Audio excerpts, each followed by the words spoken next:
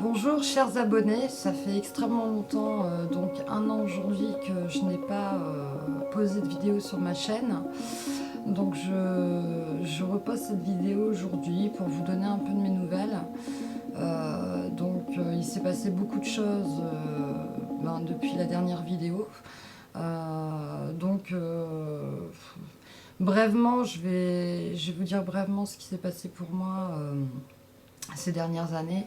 Donc il y a 2 ans, on m'a enlevé de force mes 2 premiers petits garçons de 8 ans et de 12 ans, dont je n'ai plus aucune nouvelle. Donc ça, c'est le papa qui a entamé cette procédure pour me prendre mes enfants dès qu'un amendement est passé au mois de juillet de cette année pour faciliter les enlèvements d'enfants à leur maman.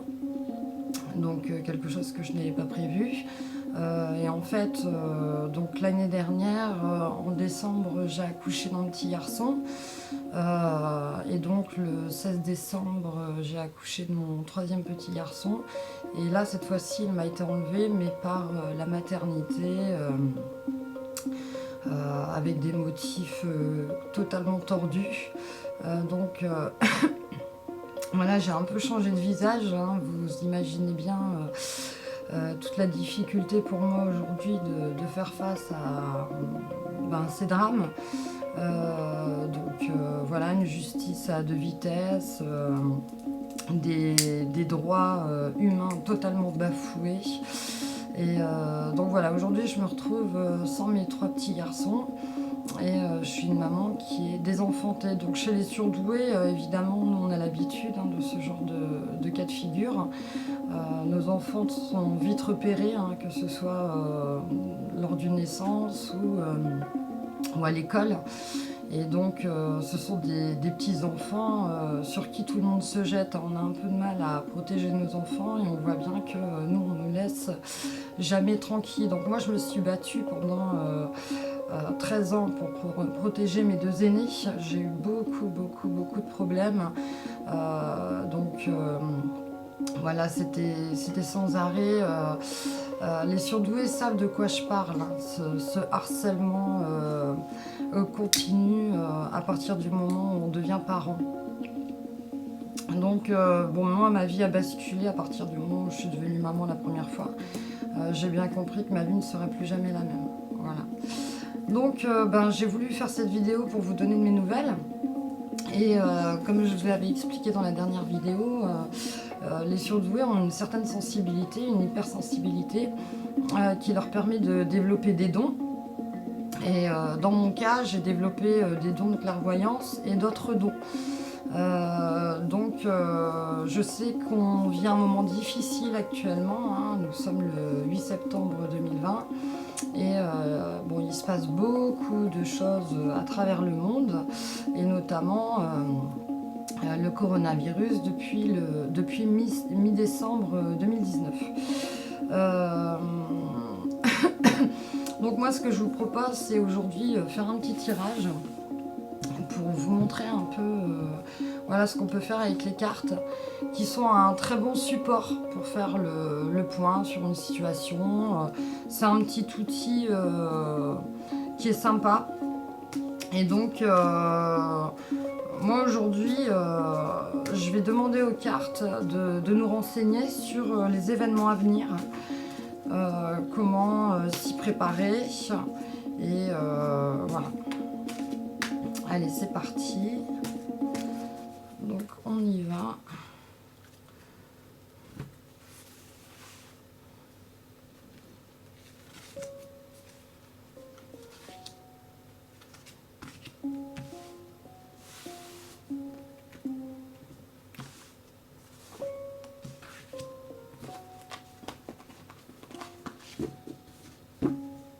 Voilà.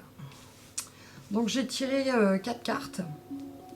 C'est comme ça que je travaille avec les cartes.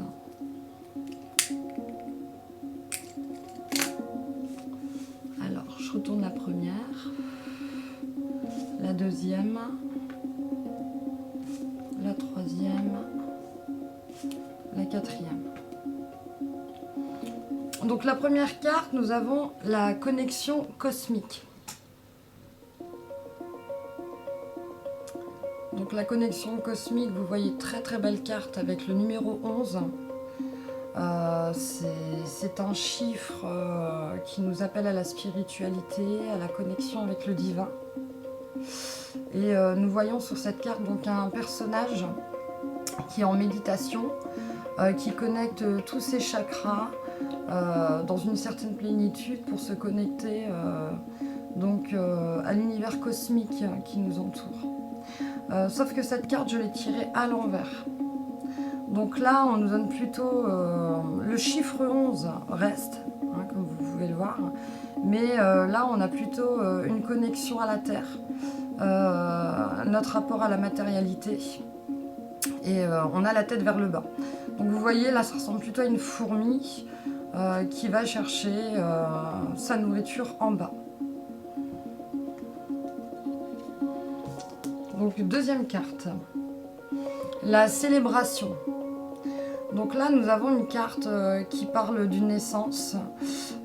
Donc vous voyez, il y a un fœtus, un enfant lumineux dans le ventre d'une fleur, une fleur très dynamique. Mais l'environnement quand même reste assez sombre, vous voyez, c'est lunaire, c'est très noir. Donc il y a de la vie au milieu de l'obscurité. Et c'est la célébration, donc c'est la célébration de la naissance. Nous avons le chiffre 6, et comme cette carte, je l'ai tirée à l'envers, il devient le chiffre 9. Donc voilà, là nous avons du coup... c'est plutôt maintenant la carte inversée nous parle plutôt d'un deuil, hein, suite à une naissance, un deuil. Donc voilà, et nous avons le fœtus qui devient aussi le chiffre 6. Donc le chiffre 6 reste, comme vous pouvez le voir, et on se retrouve avec le chiffre 6 qui se transforme en chiffre 9 en bas. Voilà.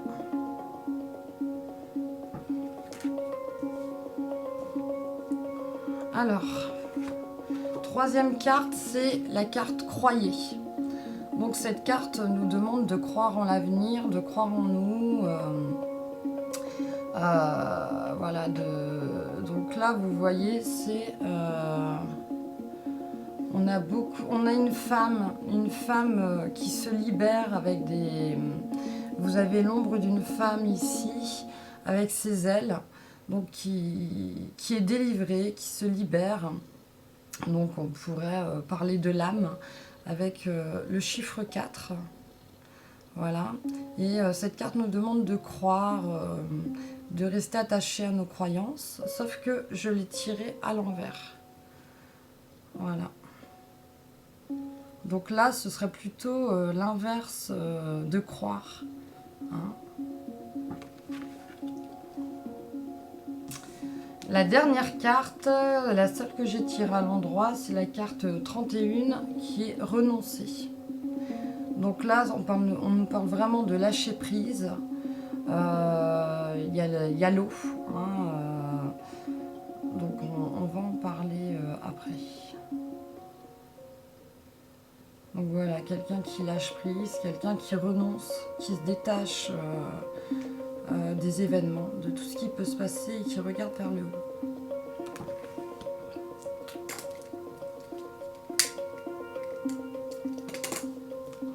Alors là, je me concentre pour avoir une vue générale du tirage. Donc on a eu, dans un premier temps donc la matérialité, l'attachement à la matérialité. Et donc cette carte nous parle du fait que nous ne sommes plus reliés au monde cosmique, mais qu'aujourd'hui, s'il y a tous ces bouleversements dans le monde, c'est de notre faute, c'est de notre fait, parce que nous ne regardons plus vers le haut, nous avons oublié nos connexions divines, au cosmique, et nous sommes attachés à la matière. Et la seule nourriture qu'on cherche aujourd'hui, c'est lié à l'alimentation, aux besoins primaires. Et on a oublié toute la dimension dans laquelle on vivait, universelle, pour se cantonner à des plaisirs, à des désirs, au plaisir de la chair aussi, et rester attaché à des choses en fait qui vont disparaître. Tout ce qui est de la matérialité disparaît. Et la fourmi, ce symbole de la fourmi, c'est vraiment travailler de manière machinale, mécanique, en recherchant ce qui se trouve en bas et non pas en haut. La deuxième carte nous parle d'un deuil, à l'inverse d'une célébration. Donc l'origine des événements aussi qu'il y a dans le monde, c'est lié au deuil d'une naissance, de la naissance d'un être lumineux à qui on n'a pas donné la place. Moi, c'est ce que je vois dans cette carte. Donc je vous la remontre. Le 6, c'est pas un très bon chiffre pour moi. Voilà, et puis il y a ces inversions du 6 en 9, comme si la lumière avait été inversée. Quelque chose s'est passé sur la Terre où on a inversé et du coup la lumière s'est éteinte. On se retrouve vraiment dans un univers lunaire où tout est froid. Et ce qui devait être une célébration, en vérité, c'est inversé. Voilà.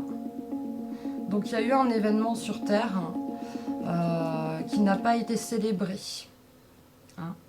et qui est même devenu obscur. Alors la troisième carte, croyez.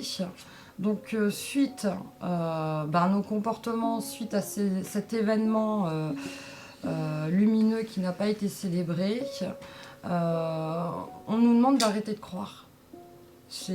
Voilà. Si on continue dans nos croyances, on persévère dans l'hypocrisie. Parce que des principes divins n'ont pas été respectés, parce qu'un événement n'a pas été attendu ni célébré. Et donc là, on nous demande d'arrêter de croire. Et voilà pour la dernière carte. Donc ça rejoint un peu l'avant-dernière, c'est-à-dire la carte renoncer. Donc on voit bien qu'il y a de l'eau. Aujourd'hui, on sait qu'il y a des inondations partout dans le monde qui nous rappellent le grand déluge. Et voilà, l'eau, vous voyez la dame présente ici. Elle a les jambes dans l'eau. Et elle ne peut pas s'en échapper. C'est comme l'avant-dernière carte. On attend une délivrance qui n'aura pas lieu, en fait. Donc voilà, et la seule chose qu'elle peut faire, donc maintenant la seule chose qui lui reste, c'est de regarder vers le haut, donc de se reconnecter au divin. Donc là, ça fait, on boucle un peu le jeu, parce que vous voyez, la première carte nous montrait vraiment qu'aujourd'hui, l'être humain regardait vers le bas et s'était attaché à un monde matériel. Et là, la seule chose qui nous reste à faire pour l'avenir, c'est de regarder vers le haut. Tout en ayant les pieds dans l'eau, vous voyez. Donc pour moi, les événements vont continuer. Il va y avoir de l'eau, beaucoup d'événements autour de l'eau. Et on sera dans l'obscurité. De toute façon, c'est un peu la conséquence de nos actes, des priorités qu'on s'est données dans la vie. Et voilà. Donc vous voyez. Alors, sur ce tirage, on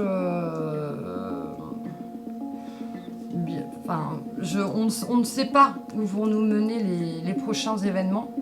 En tout cas, le tirage nous donne un conseil, c'est de regarder en haut, de renoncer à nos croyances, à nos fausses croyances, et de chercher à s'élever. Donc même au milieu des épreuves, même au milieu des obstacles, et voilà, s'attacher à quelque chose de supérieur et non pas d'inférieur. Et aujourd'hui, nous n'avons plus le choix que de vivre dans la difficulté, dans les épreuves, dans l'obscurité. Et la seule source de lumière se trouve en haut. Voilà, ben écoutez, là-dessus, chers abonnés, j'espère que ça vous aura plu. Je referai peut-être un petit tirage prochainement. Si vous avez des questions, n'hésitez pas à les noter dans les commentaires. Est-ce que vous pensez qu'un autre tirage pourrait être intéressant sur un fait d'actualité précis? Avez-vous besoin de réponses? Bon, voilà. En tout cas, on reste connecté et je vous dis à une prochaine vidéo. Ciao!